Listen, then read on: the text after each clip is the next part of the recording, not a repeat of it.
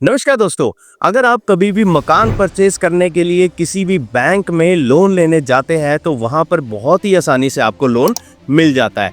लेकिन सिर्फ अगर आपको प्लॉट परचेज करने के लिए लोन लेना हो तो वहां पर बैंक आप पे कंडीशन लगाता है कि आपको इस प्लॉट पर 3 साल के अंदर जो है आपको कंस्ट्रक्शन करनी पड़ेगी। लेकिन दोस्तों ऐसे कुछ बैंक्स हैं जहां पे सिर्फ आपको प्लॉट परचेज करने के लिए लोन मिलता है, और वही हम इस वीडियो में जानेंगे कि कौन कौन से ऐसे बैंक्स हैं जो कि आपको सिर्फ प्लॉट परचेज करने के लिए लोन दे रहे हैं, और साथ ही प्लॉट परचेज के लिए जो आपने ये लोन लिया है उसमें आपको कौन कौन से टैक्स बेनिफिट मिलने वाले हैं। तो चलिए दोस्तों शुरू करते हैं इस वीडियो को।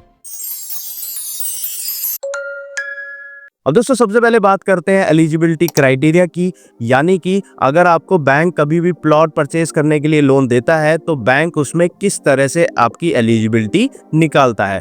अब दोस्तों सबसे पहले आपको बता दें कि कभी भी आप प्लॉट परचेज करने के लिए लोन लेते हैं तो वहां पर प्लॉट की जो मार्केट वैल्यू है उसका 70 से 75% तक जो है बैंक आपको मैक्सिमम फाइनेंस करता है। और साथ ही दोस्तों ये जो फाइनेंस करता है बैंक, इसकी एलिजिबिलिटी बैंक निकालता है आपकी इनकम पर। अगर आपकी इनकम हर महीने 50,000 से कम है तो आप अपनी इनकम का 50 से 60% तक आप ईएमआई दे सकते हैं। यानी कि आपकी 50,000 अगर इनकम हुई तो आप ईएमआई कितनी दे सकते हैं?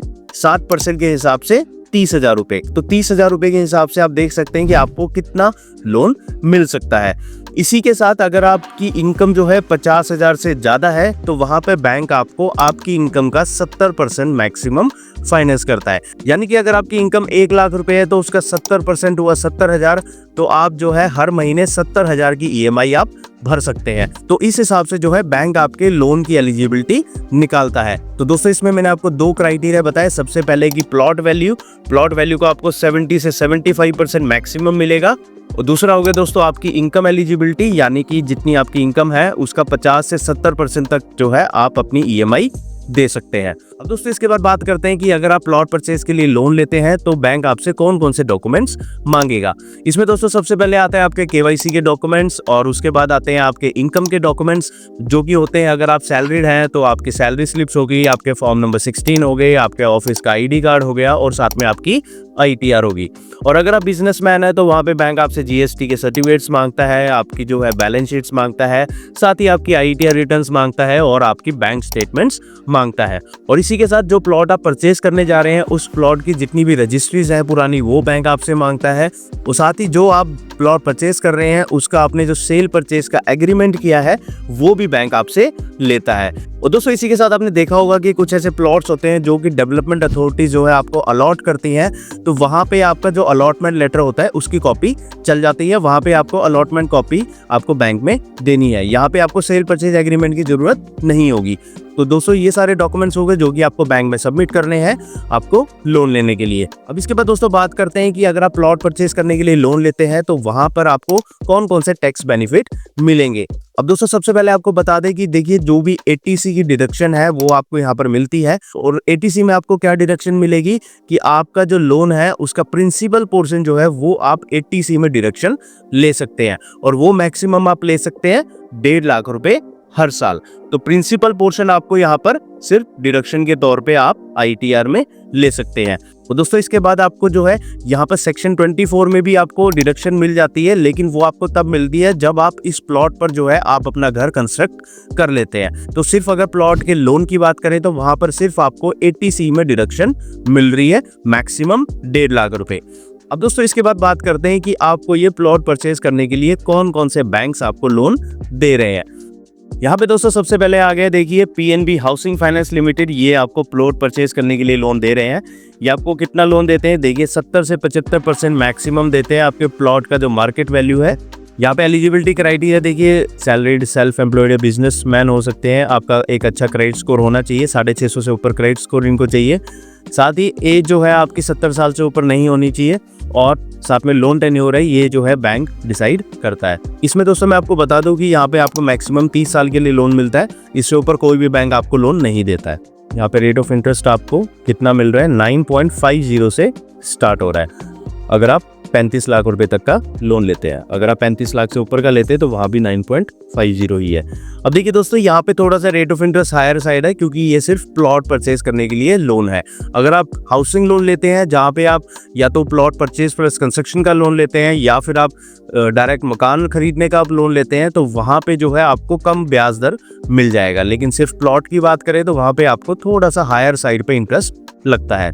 तो ये जो है आप ऑनलाइन भी अप्लाई कर सकते हैं। ये लिंक दोस्तों मैं नीचे डिस्क्रिप्शन बॉक्स में डाल दूंगा, तो वहाँ से आप इसको चेक कर सकते हैं।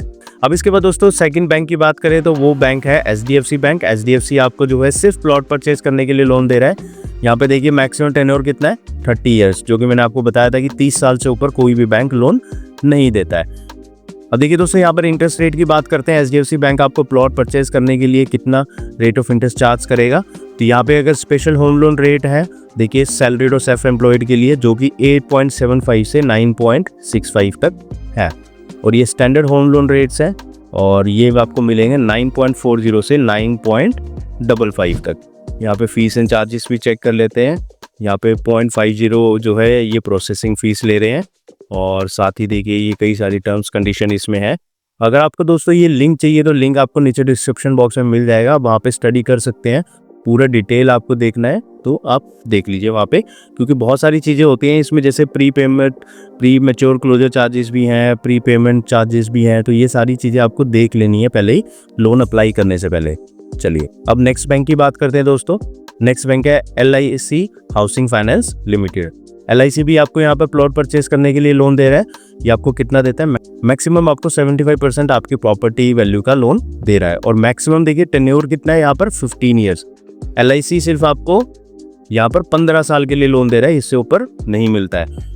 और अगर आप प्लॉट परचेज प्लस कंस्ट्रक्शन के लिए लेते हैं तो वहाँ पे आपको 30 साल का टेन्योर भी मिल जाएगा। अब यहाँ पे भी देखिए आपको रेट ऑफ इंटरेस्ट आपको कितना लग रहा है। अगर आपका सिबिल 800 से ऊपर है तो वहाँ पे आपको 8.70 पर आपको मिल जाता है। जैसे जैसे आपका सिबिल कम होगा उस हिसाब से जो है रेट ऑफ इंटरेस्ट भी ज़्यादा होगा। यहाँ पे देखिए अब रेट ऑफ इंटरेस्ट भी ज़्यादा हो गया है, 8.85 भी हो गया है, 8.95 भी हो गया है। तो इस हिसाब से आपको चेक कर लेना है। तो ये हो गया दोस्तों LIC हाउसिंग फाइनेंस लिमिटेड का। ये भी जो है आपको प्लॉट परचेज करने के लिए लोन यहाँ पर दे रहे हैं। इसके दोस्तों बात करते हैं नेक्स्ट बैंक की, वो है हीरो हाउसिंग फाइनेंस लिमिटेड।